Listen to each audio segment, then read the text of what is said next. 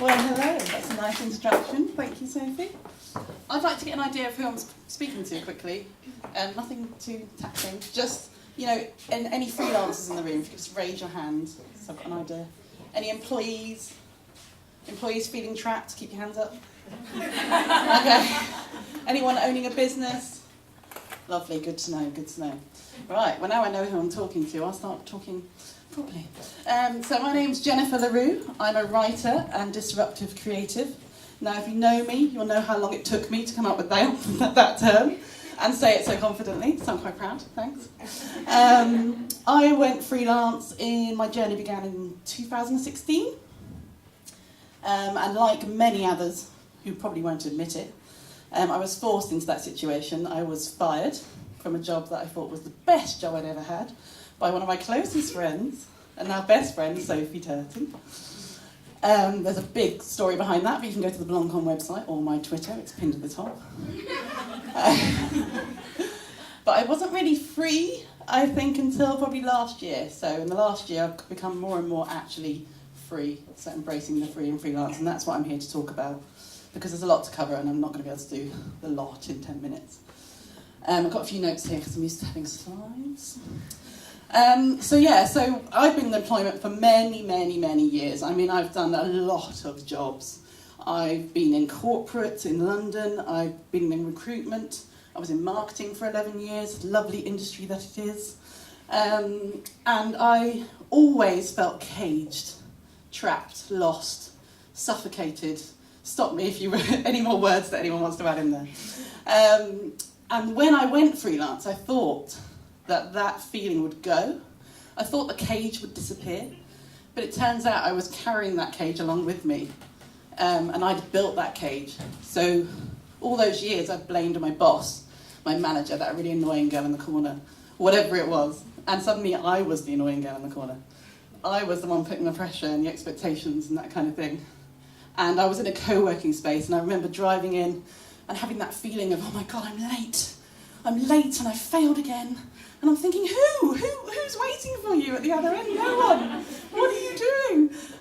So I started to realise that a co-working space, as lovely as it was, and it did give me that sense of belonging, was actually quite bad for me, because it was bringing me back to those patterns and the kind of unhealthy way of thinking of belonging somewhere. I started thinking of the guy that runs it as my work daddy, and trying to impress him, and those kind of things. So I actually stopped going to a co-working space, and I launched Brighton Co-working, which is a group on Facebook, and started doing gypsy co-working, which is encouraging people just to spontaneously meet at cafes and just be a bit more fluid about it all, so there's a constant flow. And that's something that's kind of working. I mean, it's not packed, but I always meet new people and there's new faces. I've just got to get out of the habit of the same cafes, because I'm kind of doing that again.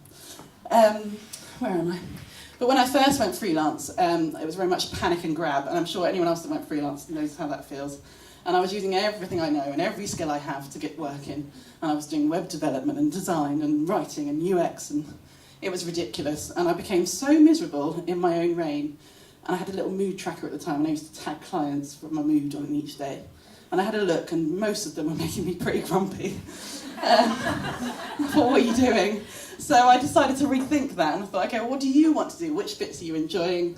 So I really started to hyper-focus on writing and content and getting rid of those other clients and being honest with them and saying, okay, I'll wrap this up for you, or I'll pass you on. And I was doing pretty well along the way. And then, just when I thought I was nailing it, it was Christmas and I was feeling really good about myself. January hit and I lost every single client, everything. One fell swoop, all for different reasons. One of them was a particular kick in the teeth, because they went to my ex-employer that I got fired from, so that was awful. And it was behind my back, which I didn't feel was necessary, because I've got a very honest and open relationship with my clients. I mean, they ended up coming back to me, so it's all good. As they always do. But it was tough. It was a really tough time, and it shook me. And then I realised that I had this network around me, and I'd been referring work to my friends for so many months, and all I did was do a quick call out, and within 2 days of being really depressed and doing Netflix binging, I got a job, and I got a really big contract that covered me for 3 months, and it was the first job I got where I was really kind of on full rates and actually getting some decent whack for it, which was lovely. And it was a really empowering moment. I mean, the work itself wasn't very exciting, but just knowing that I could earn that in that one project. It was the first turning point when I started to see my value. But yet again, I fell back. I got this client I really liked, started caring about them more than me, dreaming about their projects, trying to make things good for them. They were my lowest rate, my highest earnings. So I was a slave to them, and I was going in set days of the week.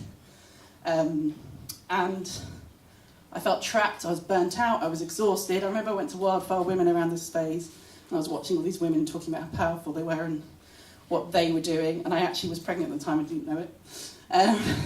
Not that that's relevant. I mean, it could have, yeah, anyway. And I didn't really know what to do, and I was a bit scared to get rid of them, and then they ran out of money, and it was a real moment where I was like, yes! It was a bit awkward. But I was like, oh, brilliant. I mean, not brilliant, but this is good, because I actually need to put my value higher and work with clients at the rate I should be. So I did that, and I did another call out, and within 2 days, a friend said, my client needs someone on content. I pitched in my actual rate, and I suddenly was doing the same earnings half the time, and I had all this air, and I was breathing, and I was able to go to events and think and write for myself. And it was that moment that I realised that I'd kind of created another cage that I was in. So yeah, it's another forced opportunity, and I think that's been a little bit repeated in my journey. There's kind of forced opportunities that I've learnt to recognise that they come across as negative signs, but actually they point you in the right direction. I just lost a client last week, and a blip of moment of kind of, oh my God, I'm being rejected. And then, oh, no, this is great actually, because I'm not really enjoying that work anymore, so I can move on. So that's really been my journey. And now I've got new rules that I've set myself, which I often break, to be honest. I don't do 37-hour weeks. No one functions for 37 hours a week. Not well. I maybe do 4 hours a day, maybe 2 hours. I've now got a baby to contend with and a puppy on the other side. So I don't put my capacity up to the top. I make sure there's air and there's room to take on new projects and passion projects and living and life. I don't do mornings. Anyone that knows me knows that. I don't really arrange set meetings if I can avoid it, because my anxiety is attached to that feeling of, oh my God, I'm going to be late. So I tend to say, yeah, I'll meet you in the afternoon. I'll pop you a message when I'm coming that way, or do what I can, just to take that feeling away of being trapped or having to go somewhere. And yeah, so no set days, just a certain amount of hours a month that I'll do in my own time. I use Toggle to kind of empower me in that way.